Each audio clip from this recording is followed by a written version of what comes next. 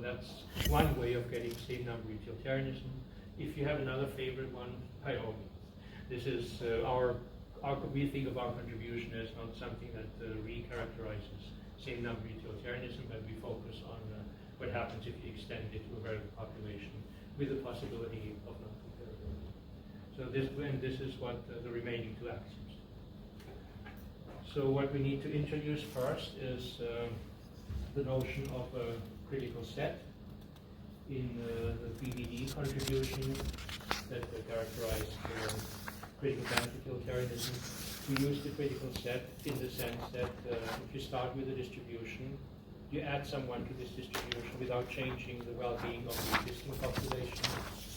The critical set specifies the levels of utility that you can add to a given distribution, so that you end up with a situation of non-comparability after the population augmentation.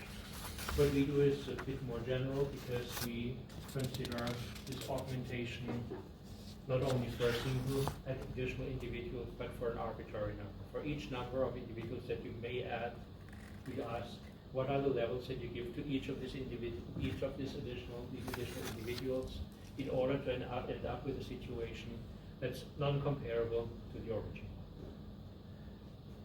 So we call a K critical set. We set QK, and it is defined as the set of all utility numbers C, such that augmenting a given utility distribution U with K individuals at that level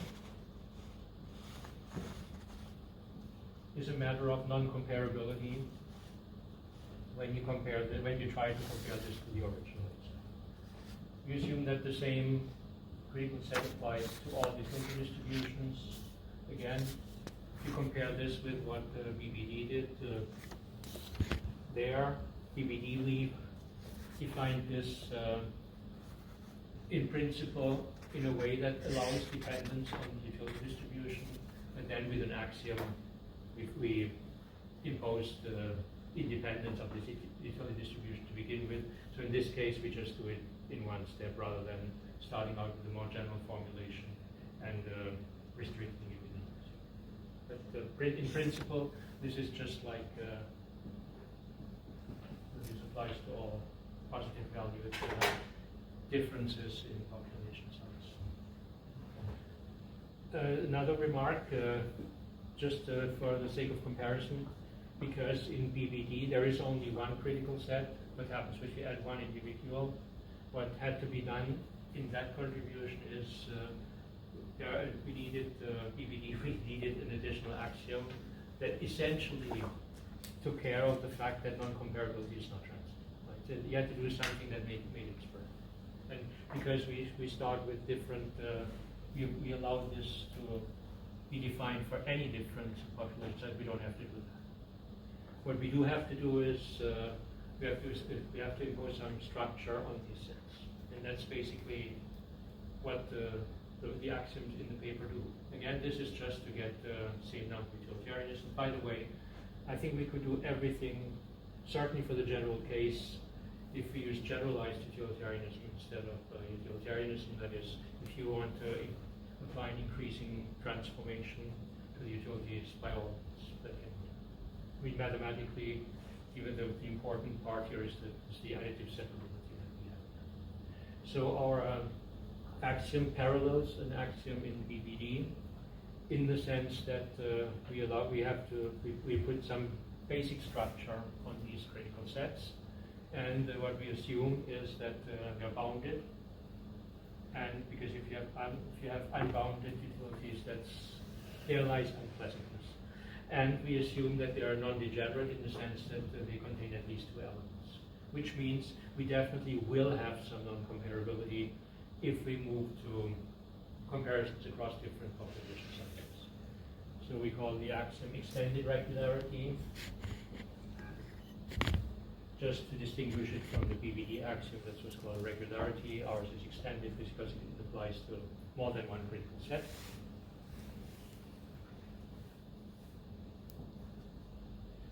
So extended regularity says that this set QK is bounded and contains at least two elements for all Ks. To write it a bit more legibly, totally parallel to the BVD characterization. Then we need one more restriction, and this restriction essentially is responsible and is needed for the inherent symmetry in the threshold principle, because the threshold works in either direction, right? So what I said earlier, for the critical band, in principle, you can allow for half-open intervals, which turn out to be equivalent anyway to what we did. We need this symmetry to come from somewhere, and that's exactly what our last axiom does.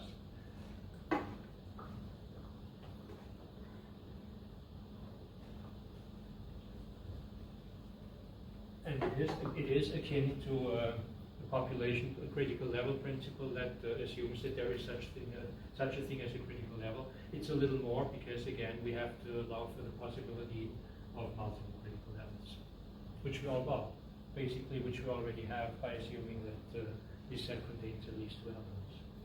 So we call this symmetric critical level population principle.